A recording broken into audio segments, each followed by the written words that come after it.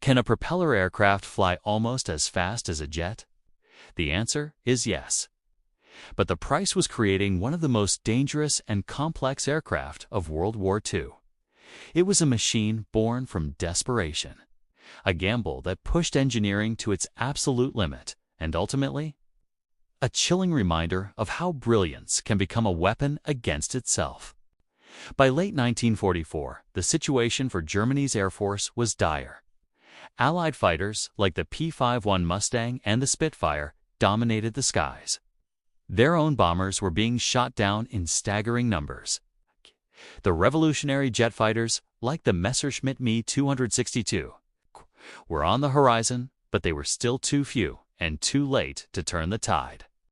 Germany needed a shortcut to speed, something that could be built now and that could outperform anything the Allies had. They needed a miracle. The solution came from the brilliant mind of Claudius Dornier. His idea was radical, a complete rethinking of piston-engine aircraft design. Instead of one engine or two engines on the wings, his design would have two engines on the center line, one in the front, pulling the aircraft forward like a conventional fighter, and another one behind the cockpit, pushing it from the rear. This was the push-pull configuration, and it would be embodied in the Dornier Do 335, nicknamed the Pfeil, or Arrow. This push-pull design was an engineering marvel. By mounting both engines along the fuselage's central axis, the Do 335 dramatically reduced aerodynamic drag compared to a traditional twin-engine aircraft with bulky engines on its wings. It also completely eliminated the deadly problem of asymmetric thrust. If one engine failed on a conventional twin, the plane would yaw violently, often spiraling out of control. But on the Do 335, losing an engine was far more manageable. The aircraft could still fly straight and true. This configuration was all about one thing: achieving maximum speed in a straight line. And the results were absolutely shocking. In level flight, the Do 335 could reach speeds up to 765 kilometers per hour, or 474 miles per hour. In a shallow dive, it was clocked at an astonishing 846 kilometers per hour. This made it faster than almost every propeller-driven Allied fighter.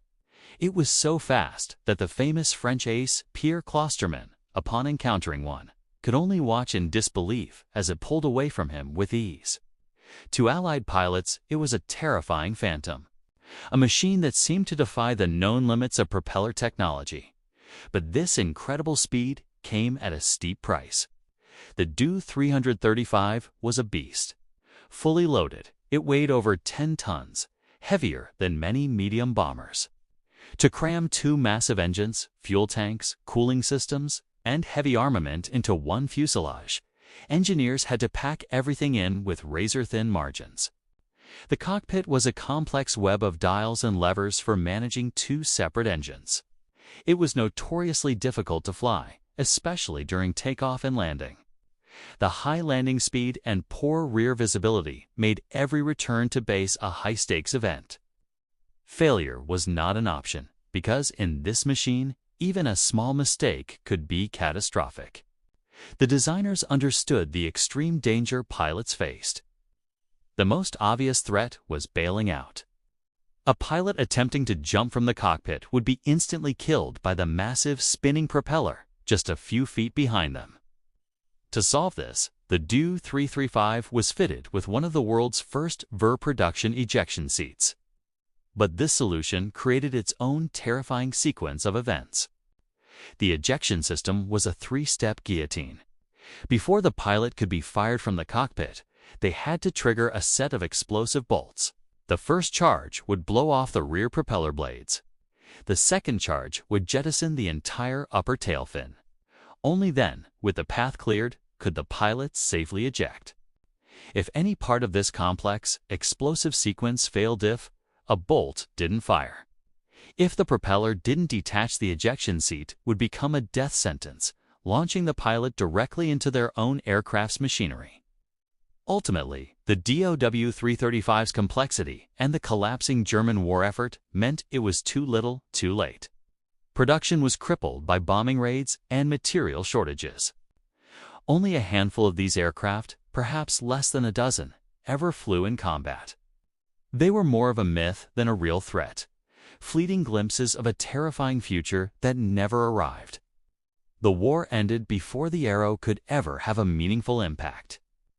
After Germany's surrender in 1945, Allied intelligence teams launched Operation Lusty, a mission to seize advanced German technology before it could be destroyed or fall into other hands. Among the top prizes was the Do 335. American teams captured the last remaining examples, including the sole surviving 2C trainer. They were disassembled, shipped to the United States, and meticulously tested. Allied engineers studied the push-pull design, the advanced engine systems, and the explosive ejection seat, learning valuable lessons from their former enemies' desperate innovations. The Dornier Do 335 remains a testament to what engineering can achieve under immense pressure. It proved that propeller aircraft could indeed touch the speed of jets. But it also serves as a darker lesson. It shows what happens when the pursuit of performance becomes an act of desperation. In that race against time, even the most brilliant designs can become deadly compromises, pushing both machines and their pilots well past the breaking point. Thanks for watching. If you want to see more stories about the hidden engineering of history, make sure to subscribe and hit that notification bell.